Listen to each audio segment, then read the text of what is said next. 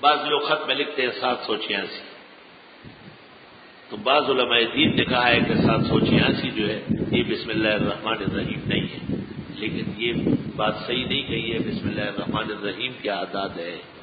لیکن اس سے بسم اللہ کی سنت ادا نہیں ہوگی۔ اگر آپ نماز میں اللہ اکبر کے بجائے نماز شروع کرتے وقت پڑھ لیں 578، تو کیا اس سے آپ کی نماز شروع ہو جائے گی؟ اسی طرح بسم اللہ الرحمن الرحیم کی سنت بسم اللہ پڑھنے یا بسم اللہ لکھنے سے پوری ہوگی، اور اعداد اور شمار جو بعض علماء نے لکھے ہیں وہ تعویذ گنڈے والوں کے لیے تو مفید ہے، سہولت ہے، علماء دین اور عام مسلمان اس کا استعمال نہ کریں۔ بعض لوگ کہتے ہیں کہ خط کا احترام نہیں ہوتا، کبھی ہم خط کسی کافر غیر مسلم غیر ذمہ دار کو لکھتے ہیں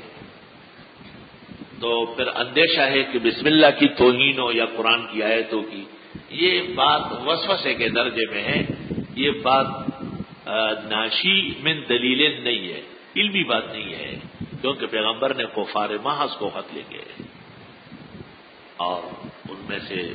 جیسے پرویز ایران نے خط پاڑ دیا تھا تو آپ نے پھر اس کو بد دعا بھی دی اور وہ اسی کا شکار بھی ہوا، لیکن آپ نے کبھی اس وجہ سے خط میں بسم اللہ نہیں روکا کہ نہ لکھا جائے۔ چنانچہ یہاں قاعدہ جاری ہوا ہے اور اس کو کہتے ہیں المعروف لا یترک لاجل المنکر کصلاۃ الجنازہ لاجل النیاحہ۔ معروف کام کسی خرابی کے لاحق ہونے سے نہ چھوڑا کرو۔ بسم اللہ الرحمن الرحیم۔